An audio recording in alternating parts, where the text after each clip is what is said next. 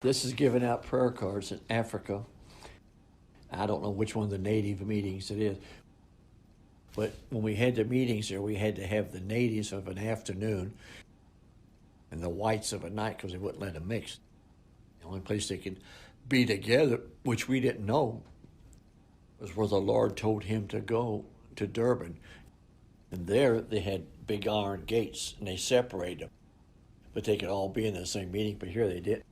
They had the afternoon was the colored people, the blacks, and of a nighttime, they'd go into the halls and have them.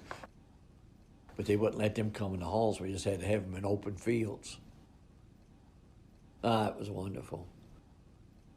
That's Brother Julius Sutcliffe with me, helped me give out prayer cards.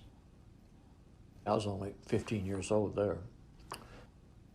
But you get to thinking there, you know, the people you see them suffering, you want everybody to have a prayer card. And I'll have to be honest with you, I looked for the worst cases because I knew God was going to heal them. I wanted to see them get healed, you know.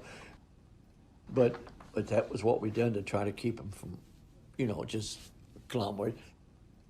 Because when they seen one person healed, they were just like, I don't mean it wrong, it's like cattle. They just stampede. They just come right to the platform. Man, they wanted to be healed too. And there was no stopping them because you couldn't get them, you know, the time, you couldn't get them to understand what they had to do to receive it. It didn't make any difference to them, man. They seen that happen. They was ready. Then what he'd do after a little while, he'd bring one up like a cripple, and the Lord would heal him, or a blind, or deaf, or something like that.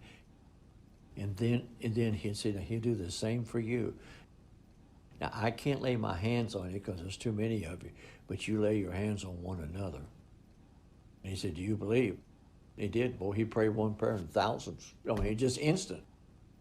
One time in Durban, they called us at the hotel. He said, Brother Bam, go look out the balcony of your window. We went out there, and Daddy was, I was staying in the same room, went out there, and there was 7 of them big cattle trucks